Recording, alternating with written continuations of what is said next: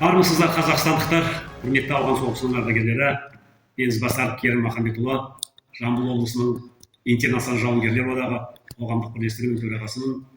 Мына келе жатқан тәуелсіздік мерекесі қарсаңында Қазақстан Республикасының президенті Қасым-Жомарт Кемелұлына үндеу жолдаймын. Құрметті Қасым-Жомарт Кемелұлы, 1979 пен 1989 жылдар аралығында ауған соғысының тарихын жақсы білесіз. Кеңес әскерінің құрамында біздің қазақстандық 22 мың жерлесіміз сол ауған жеріне аттанды. Қаншама жерлесіміз мүгедек болып келді. Қаншама жастар, боздақтар қыршын кетті. Бір үйдің жалғыз ұлы келмей қалған жағдайлар болды.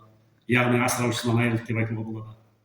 Бүгінгі күнде ауған соғысының ардагері зейнет жасына жетпеген 24.300 теңге жәрдемақы алады, пособие деп айтсақ та болады. Бұл коммуналдық қызметке де жетпейді. Қанша жылдың көлемінде ұлы отан соғысының ардагерлеріне бізді теңестіріп келді. Бірақ ол кісілердің алған жеңілдігі жәрдемақыға біз жетпей қалдық, бізді шеттетіп қойды.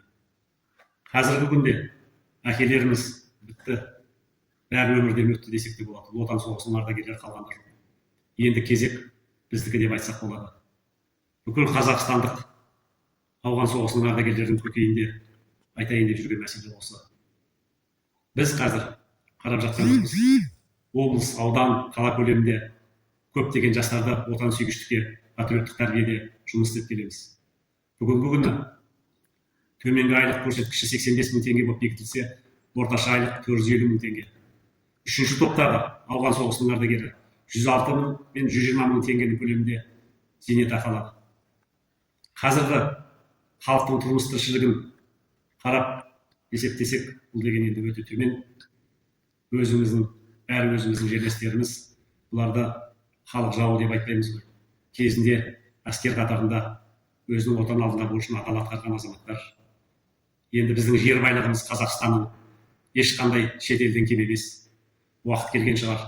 Қасым-Жомарт Кемелұлы, келе жатқан тәуелсіздік мерекесі қарсаңында сізден сұрарымыз, тек қана осы мәселені сіз шешесіз. Осының нүктесін қойсаңыз, өзімізге тиісті жәрдемақыны алсақ, бірақ одан тоқтап қалмаймыз. Ары қарай да елімізге қызмет етуге біз дайынбыз.